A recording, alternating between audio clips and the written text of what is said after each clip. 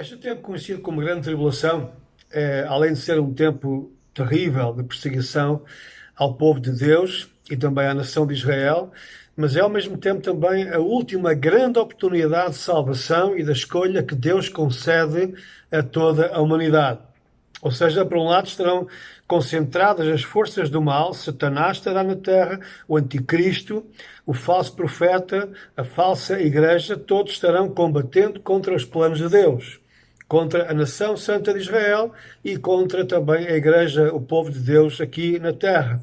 Mas por outro lado também o Senhor estará derramando o seu Espírito, cumprindo o resto daquela profecia de Joel capítulo 2 e que Pedro também menciona no dia em que a igreja é inaugurada, por assim dizer, lá em Jerusalém, naquela festa das semanas. Então o Senhor disse que nos últimos dias iria derramar o seu Espírito e certamente isso vai acontecer no tempo em que a igreja, debaixo de grande opressão e debaixo de grande perseguição, ao mesmo tempo ela será possuída, será cheia dessa ousadia dada pelo Espírito Santo de Deus. Ela não terá que se preocupar com aquilo que vai dizer diante dos tribunais, dos juízes e por aí fora, porque o Espírito Santo naquela hora colocará na boca dos crentes aquilo que eles irão dizer em sua defesa. E certamente não só as palavras, mas também a coragem para enfrentar o sofrimento. Então Deus dará uma oportunidade, a última grande oportunidade, e depois que a porta se fechar, então depois não haverá mais segunda chance. Então nós teremos a presença de vários elementos que vão, de facto, identificar esta graça do Senhor que será ainda derramada sobre a humanidade para que ela possa escolher adorar o Cordeiro. E a humanidade terá que fazer esta grande escolha neste vale da decisão. Ou escolhe adorar o Cordeiro que foi sacrificado pelos nossos pecados, ou então escolhe adorar a besta. Infelizmente, nós sabemos que a maior parte da humanidade, tal como acontece agora, irá preferir dar ouvidos à mentira, submeter-se à besta, à sua marca na mão direita ou na testa e dessa forma adorar o próprio Satanás. Mas há uma parte do remanescente de Israel e também da igreja, a verdadeira igreja, porque há uma falsa igreja também misturada, chamado trigo e o joio misturados até que venha a separação final. E certamente esse sofrimento provocado pelo anticristo à igreja irá já afastar o joio do trigo, porque quem não for verdadeiramente salvo, quem não tiver o Espírito Santo de Deus, não vai suportar a tribulação. Bom, há um texto que nos fala acerca de um grupo de homens judeus, que são exatamente 144 mil judeus, e não vamos agora estar a simbolizar, a fazer exercícios de imaginação, porque são, de facto, 12 mil homens castos, puros, separados para o Senhor de cada tribo de Israel. 12 mil vezes 12 tribos dá exatamente 144 mil servos de Deus. Em Apocalipse capítulo 7 e 8 diz: depois destas coisas vi 4 anjos que estavam sobre os 4 cantos da terra, retendo os 4 ventos da terra, para que nenhum vento soprasse sobre a terra, nem sobre o mar, nem contra árvore alguma. E vi outro anjo subir do lado do sol nascente, e que tinha o selo do Deus vivo, e clamou com grande voz aos 4 anjos, a quem fora dado o poder de danificar a terra e o mar, dizendo: não danifiqueis a terra, nem o mar, nem as árvores, até que tenhamos selado nas suas testas os servos do nosso Deus. Eu vi o número dos selados e era 144 mil selados de todas as tribos de Israel. E depois vem a relação das tribos de Israel. Estas pessoas, estes homens, são chamados as primícias para Deus e para o Cordeiro. Portanto, eles são separados, eles são ungidos por Deus, são marcados pelo Senhor. Eles ficam imunes aos ataques de Satanás, do anticristo. Eles não são prejudicados em nada, porque eles, diz a palavra, seguem o Cordeiro para onde quer que ele vá. Ou seja, eles estarão com Cristo e eles são chamados irrepreensíveis diante do trono de Deus. Eles são assim então protegidos por Deus da ira do anticristo. Eles são estes primeiros frutos da nova semente de Israel que o Senhor está preparando para habitar o seu reino. Qual é a função deles? É acompanhar o Cordeiro para onde quer que ele vá. Nós vemos em Apocalipse capítulo 14, versículo 1, e olhei, e eis que estava o Cordeiro sobre o monte Sião, e com ele 144.000, que em suas testas tinham escrito o nome de seu Pai. Portanto, o Senhor vai marcá-los, eles estarão com o Cordeiro de Deus, eles não irão andar pelo mundo a espalhar o Evangelho, como alguns dizem. Os nossos irmãos pré-tribulacionistas, como têm que arranjar uma forma de provar ou justificar o evangelismo do mundo inteiro durante a grande tribulação, já que para eles a igreja já cá não está, já que para eles o Espírito Santo já cá não está, e eu confesso, não sei como é que alguém pode ser convertido se não for através do Espírito Santo de Deus, porque ele foi enviado para convencer o mundo do pecado, da justiça e do juízo de Deus. Portanto, quem convence as pessoas e as leva à conversão aos pés de Cristo não somos nós. Por muito exímio que possa ser o pregador, ele apenas transmite o recado de Deus, mas quem faz a obra no coração da pessoa é o Espírito Santo de Deus. Sempre foi assim no Velho Testamento, sempre foi assim no Novo Testamento e sempre será até à vinda do Senhor. Como é que é possível que o Espírito Santo saia da terra e depois ainda haja a conversão de uma multidão incontável de pessoas que até chegam ao ponto de dar a sua vida por amor de Cristo? Como é que é possível se não for o Espírito Santo a fazer essa obra? Não. Então, para tentarem justificar o processo de evangelização do mundo inteiro durante a grande tribulação, porque o Evangelho vai ser pregado aos quatro cantos da terra e então virá ao fim, conforme Jesus falou, então eles dizem que vão ser os 144.000 que vão andar pelo mundo fora a pregar o Evangelho, a testemunhar de Jesus. Mas eu pergunto, onde é que isso está na Bíblia? Não está em lado nenhum. Só está na imaginação fértil desses nossos irmãos, que para arranjarem uma forma de justificarem essa ilusão, essa invenção do século XIX, do Darby e de outros, então eles vão ter que encaixar à força a alguém que vá fazer esse trabalho. Só que isso não é assim. Nós não podemos torcer as Escrituras para tentar justificar as nossas opiniões. Nós temos que ir às Escrituras e ver simplesmente o que lá está escrito. E diz a palavra que eles apenas irão acompanhar o Cordeiro, Jesus Cristo, onde quer que ele esteja. Eles têm a sua testa selada com o nome do Cordeiro e de seu Pai, representando uma devoção total, uma confissão pública para que todo Israel veja um grupo daqueles que são verdadeiramente fiéis ao Senhor. Eles identificam-se com aquele remanescente de Israel, porque nem todo Israel vai ser salvo. Quando Paulo fala todo Israel será salvo, é esse Israel remanescente, é esse Israel fiel que vai reconhecer Jesus como o Messias.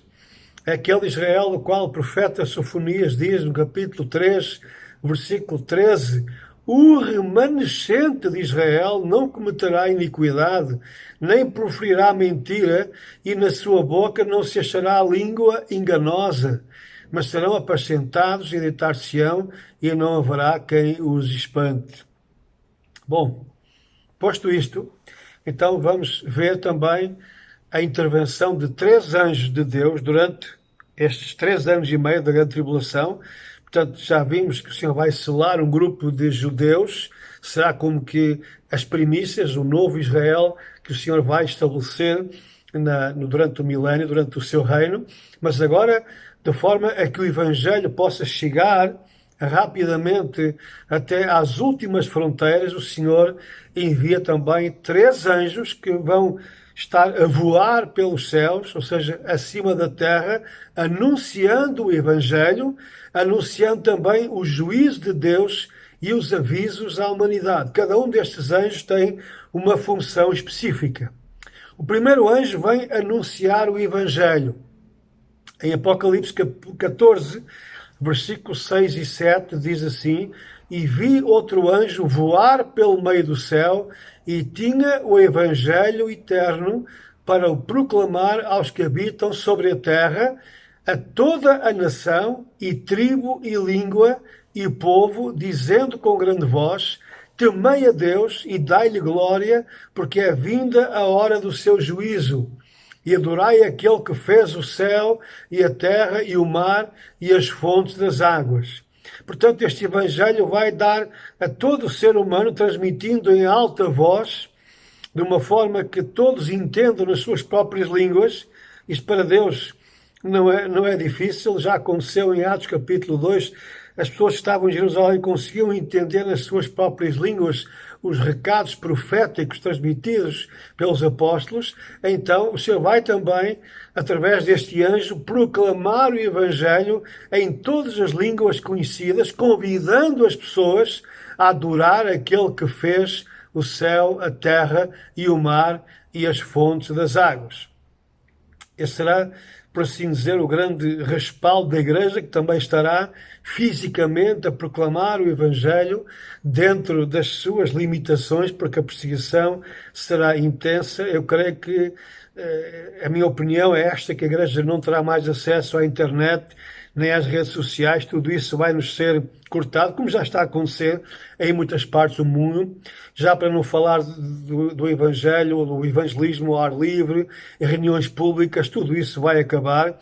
Não poderemos mais cultuar ao Senhor em espaços com as casas de oração, tudo isso vai ser proibido, obviamente, mas haverá o testemunho dos mártires, que, como sabem, que a sua vida está por um fio, por assim dizer, então eles vão para a frente e proclamam o Evangelho, sabendo que em breve terão que oferecer as suas vidas por esta causa do Evangelho. Este Evangelho, transmitido por este anjo, confirma então as palavras do Senhor Jesus, que disse em Mateus 24:14, que este Evangelho do Reino será pregado em todo o mundo, em testemunho a todas as nações, e então virá o fim. Mas há um segundo anjo, e este segundo anjo profetiza o fim da Babilónia. O que é a Babilónia? É um sistema religioso, é uma caldeirada de religiões, por assim dizer, unificadas, com um propósito, e que o anticristo irá estabelecer através do seu falso profeta, como sendo a sua igreja. Assim como Cristo tem a sua igreja, o falso Cristo, o anticristo, também terá a sua igreja. É a igreja de Babel, a igreja da confusão religiosa, mas está condenada à destruição, porque este anjo irá profetizar o fim dessa Babilónia, para que as pessoas não entrem nesse sistema, para que as pessoas saiam dessa Babilónia, como o Senhor diz: sai dela, povo meu. Então esse anjo irá dizer: caiu Babilónia, aquela grande cidade que a todas as nações deu beber do vinho da ira da sua fornicação. Está lá em Apocalipse 14 e versículo 8. O terceiro anjo traz uma mensagem de ameaça. É a mensagem profética, é a mensagem típica dos profetas do Velho Testamento e de João Batista. Eles anunciavam a ira do Senhor, a ira vindoura. Eles não diziam coisas bonitas, como tantos gostam de dizer hoje: abençoando, te abençoo, tem uma palavra para a tua vida. A pessoa está a viver em pecado, muitas vezes, mas recebe uma palavra abençoada, de bênção, vais prosperar, vais ser... Isto é contrário, de facto, à mensagem do verdadeiro profeta. Este anjo, à semelhança dos profetas, vem anunciar a ira de Deus sobre quem adorar a besta. Ou seja, ele vai dizer: cuidado, não adoreis a besta, porque senão ireis cair debaixo da ira de Deus. Apocalipse capítulo 14, versículos 9 até 11, diz: seguiu-os o terceiro anjo, dizendo com grande voz: se alguém adorar a besta e a sua imagem, e receber o sinal na sua testa ou na sua mão, também esse beberá do vinho da ira de Deus, que se deitou, não misturado, no cálice da sua ira, e será atormentado com fogo e enxofre diante dos santos anjos e diante do Cordeiro. E a fumaça do seu tormento sobe para todo sempre, e não tem repouso nem de dia nem de noite os que adoram a besta e a sua imagem e aquele que receber o sinal do seu nome. É interessante ver as expressões que se seguem a este texto, comprovando que a Igreja estará presente nesta altura. Não só para anunciar o Evangelho, como para provar a sua fidelidade ao Senhor ao ponto de dar a sua vida como testemunho. Diz capítulo 14, versículos 12 e 13, aqui está a perseverança dos santos. Os santos, obviamente, é a Igreja, como já estudamos. Portanto, depois de toda esta situação que nós aqui vimos, este convite a que o povo não se incline diante da besta, não adira à proposta da besta, que é, no fundo, a adoração de Satanás, porque senão cairão na ira de Deus.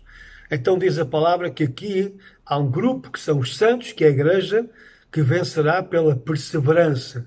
Aqui está, diz o apóstolo João, a perseverança dos santos. Aqui estão os que guardam os mandamentos de Deus e a fé em Jesus. E ouvi uma voz do céu que me dizia, escreve, bem-aventurados os mortos que desde agora morrem no Senhor, sim, diz o Espírito, para que descansem dos seus trabalhos e as suas obras os seguem. Isso condiz exatamente com aquilo que o Senhor Jesus diz em Mateus 24:13, mas aquele que perseverar até ao fim, esse será salvo. Deus também coloca duas testemunhas em Jerusalém. Capítulo 11, versículos 1 até ao 6 diz, foi-me dada uma cana semelhante a uma vara, e chegou o anjo e disse, levanta-te e mede o templo de Deus e o altar e os que nele adoram. E deixa o átrio que está fora do templo e não o meças, porque foi dado às nações e pisarão a cidade santa por 42 meses. E darei poder às minhas duas testemunhas e profetizarão por 1260 dias, ou seja, 3 anos e meio, vestidas de saco. Estas são as duas oliveiras e os dois castiçais que estão diante de Deus, do Deus da terra. E se alguém lhes quiser fazer mal, fogo sairá da sua boca e devorará os seus inimigos, e se alguém lhes quiser fazer mal, importa que assim seja morto. Estes têm poder para fechar o céu, para que não chova nos dias da sua profecia. E têm poder sobre as águas para convertê-las em sangue e para ferir a terra com toda a sorte de pragas, todas quantas vezes quiserem.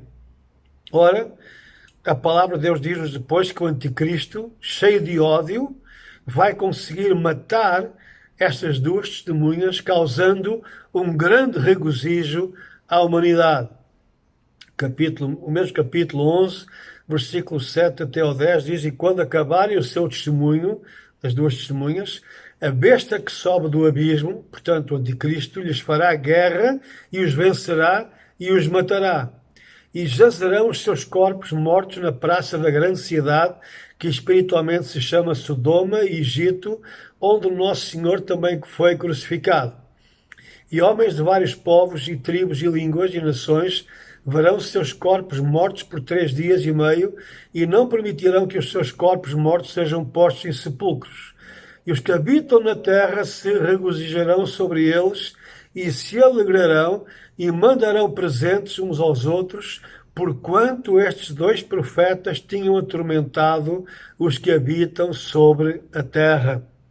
Aqui vemos então que esta mensagem, que estes dois profetas anunciaram, os seus sinais irão causar um incômodo grande a toda a humanidade pecadora. Mas Deus é um Deus de surpresas, e Deus não se deixa dominar por aquilo que o inimigo possa fazer. Então diz a palavra também, logo a seguir, que Deus irá ressuscitar estas duas testemunhas, irá arrebatá-las para o céu. Versículos 11 e 12 diz, depois daqueles 3 dias e meio, o Espírito de vida, vindo de Deus, entrou neles, e puseram-se sobre seus pés, e caiu grande temor sobre os que os viram.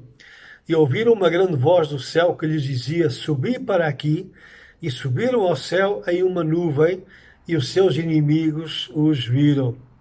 Aqui algumas descrições muito interessantes, diz que toda a humanidade, de facto, vai estar a presenciar este acontecimento e quando eles forem mortos lá em Jerusalém, ficarem durante aqueles 3 dias e meio ali na praça pública, certamente as grandes cadeias de televisão, a CNN, os grandes noticiários estarão a apresentar ao vivo e toda a gente se irá alegrar, porque afinal parece que a besta, o anticristo, foi o vencedor e afinal vale a pena as pessoas confiarem nele, terem a marca nas suas mãos para proteção, para segurança, porque afinal aquelas 2 testemunhas foram derrotadas, foram vencidas, mas de repente vêm as últimas notícias, notícias de última hora, os canais de televisão vão tremer por todos os lados, o mundo inteiro vai ficar agitado com estas notícias dramáticas, porque afinal essas 2 testemunhas foram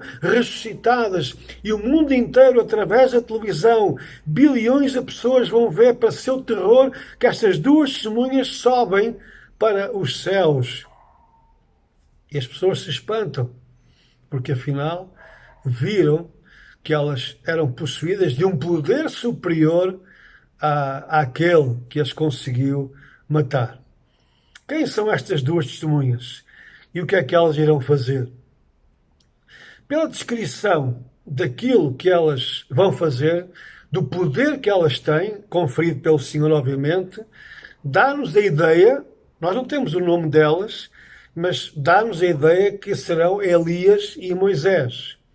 Porquê? Porque diz o texto que as 2 testemunhas têm poder para fechar o céu, para que não chova nos dias da sua profecia. Ora, isso foi exatamente o que Elias fez nos dias do rei Acabe. Um livro dos Reis, capítulo 1, e versículo 10, diz: Elias respondeu e disse ao capitão de 50, se eu, pois, sou homem de Deus, desça fogo do céu e te consuma a ti e aos teus 50. Então fogo desceu do céu e consumiu a ele e aos seus 50.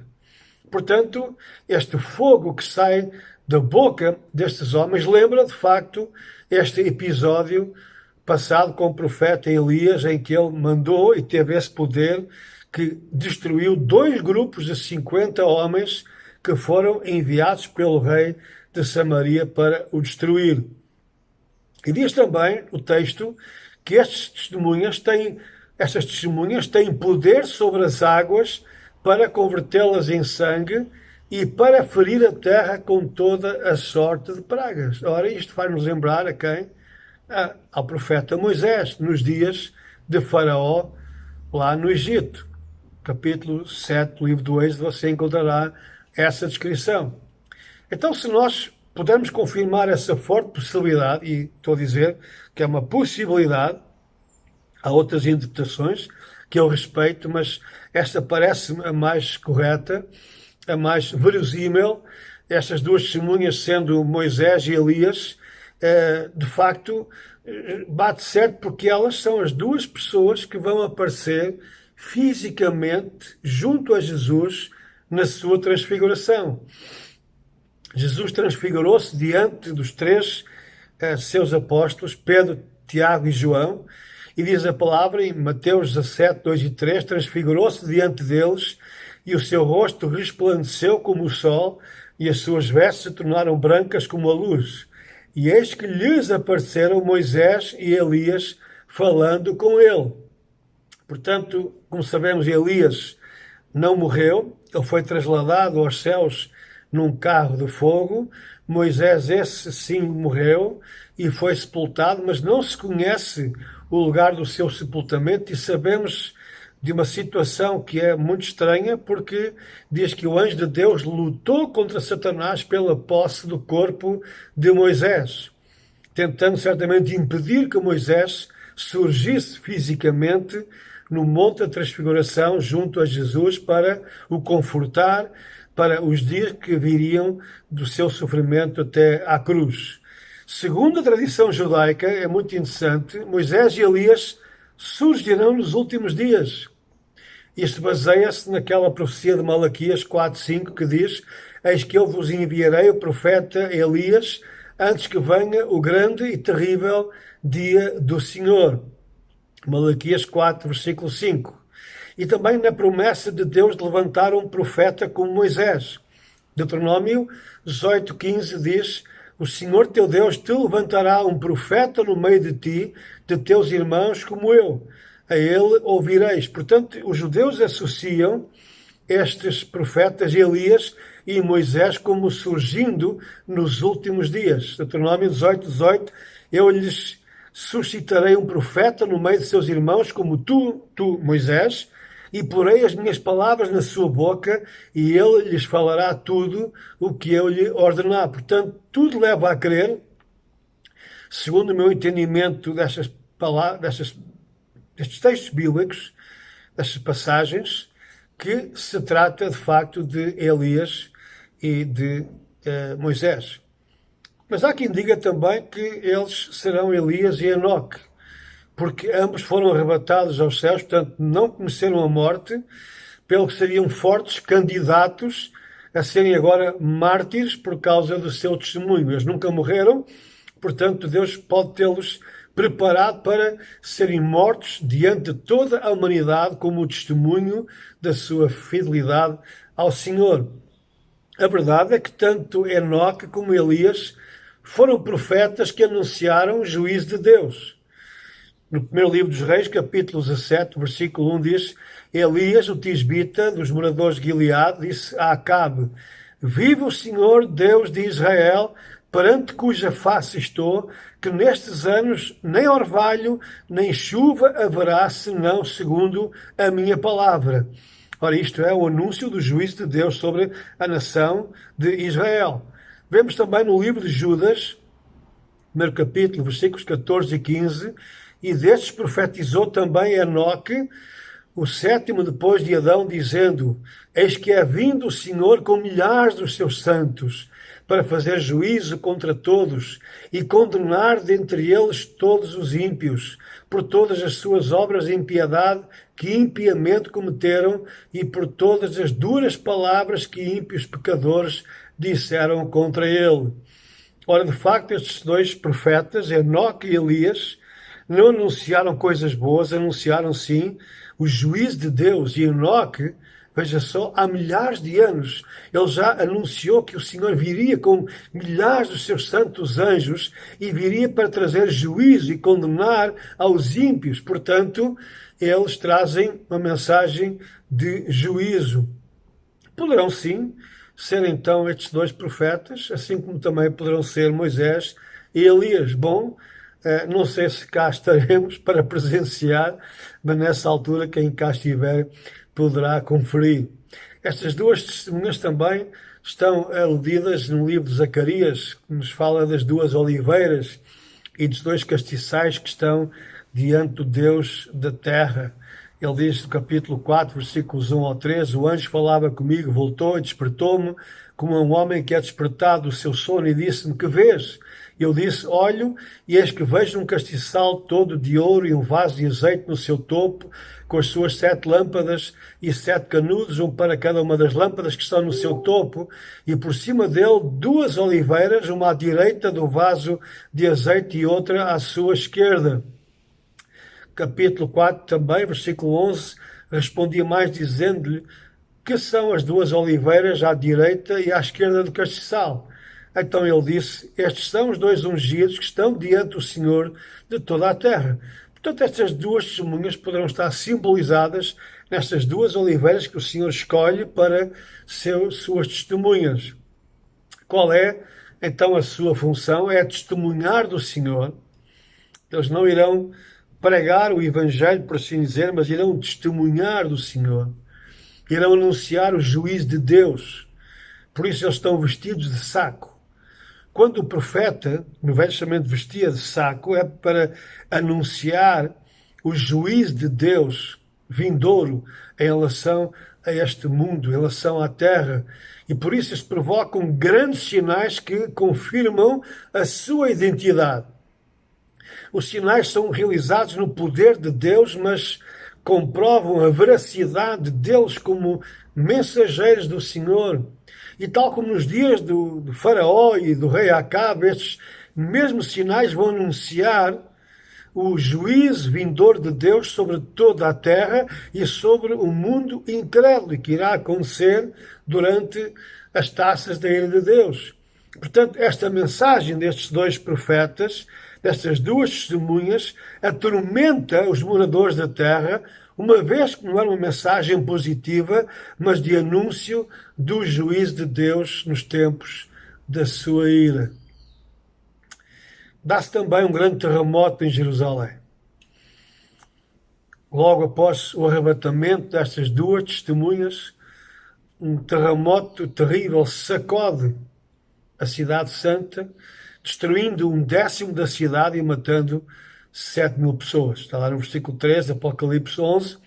Naquela mesma hora houve um grande terremoto e caiu a 10ª parte da cidade, e no terremoto foram mortos 7.000 homens, e os demais ficaram muito atemorizados e deram glória ao Deus do céu. Como já vimos, os terremotos são sinais de Deus. É o Senhor quem controla a natureza, portanto não são acontecimentos por acaso. O terremoto acontece porque Deus quer, porque Deus ordena e porque Deus quer avisar a humanidade acerca do seu poder de destruir também não só as construções feitas pelos homens, como foi a Torre de Babel, mas também os seus intentos e também a sua impiedade.